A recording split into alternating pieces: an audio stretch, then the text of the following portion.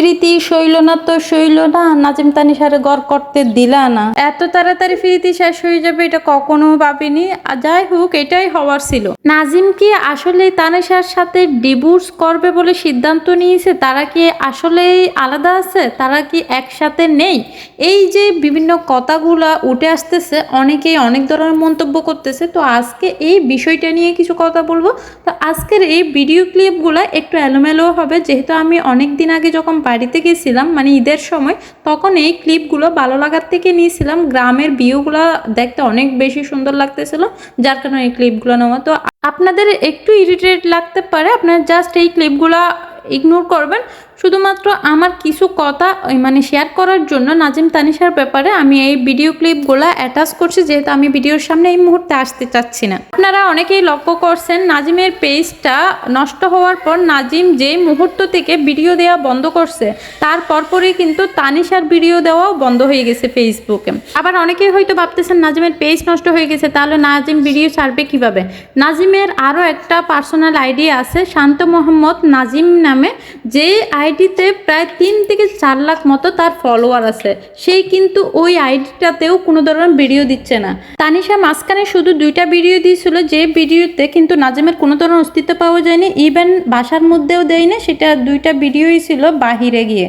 তো দুইজনই কেন একসাথে ভিডিও দেওয়া বন্ধ করছে, সেটার কারণ যদি জানতে চান, তাহলে আমি বলবো যে তাদের মধ্যে এত বড় একটা ঝামেলা হয়েছে, মানে এত বড় বলতে অনেক বড় সড়ো একটা গ্যাঞ্জাম হয়েছে, যে গ্যাঞ্জামের কারণে তারা এখন অনেক বেশি ডিপ্রেশনে আছে। ওই যে মানে একটা গান বেরিয়েছে না, যে সোনা বন্ধু তুই আমারে বোতা দাদি খাইটেলা ফিরিতের কাতা দিয়ে যাইতে ধরে মাইরালা। নাজিমের অবস্থা হয়েছে এখন সোনা বন্ধুরে মানে এই বোতা দাদি কাটতেও পারতেছে না, আবার ফিরিতের কাতা দিয়ে জড়াইতেও পারতেছে না। এইরকমই অবস্থা, এখন ছাড়তেও পারতেছে না, আবার রাখতেও পারতেছে না। তার কারণে সে নিজেকে একটু রিলিফ দেওয়ার জন্য কক্সবাজার চলে গেছিল। তো ওখানে যাওয়ার পরেই তাদের মধ্যে এই গ্যাঞ্জামটা শুরু হয়েছে এই বিষয়টা নিয়েই, মানে কক্সবাজার যাওয়ার বিষয়টা নিয়ে। এরপর থেকে তানিশা আছে তানিশার বাপের বাড়িতে, আর নাজিমা আছে নাজিমের বাসায়।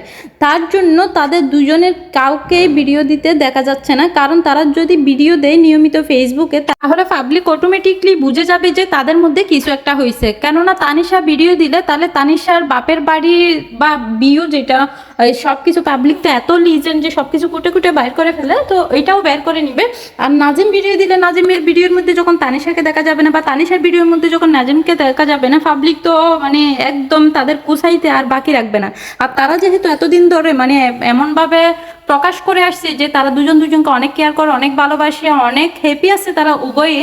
তো এখন যদি তারা যে আলাদা হয়ে যাচ্ছে বা তাদের মধ্যে যে একটা গ্যাঞ্জাম হয়েছে, এটা পাবলিক বুঝতে পারে, তারা তো আরো ফসাইবে, আরো পচাইবে, মানে তাদেরকে একেবারে মাটিতে মিশাই দিবে।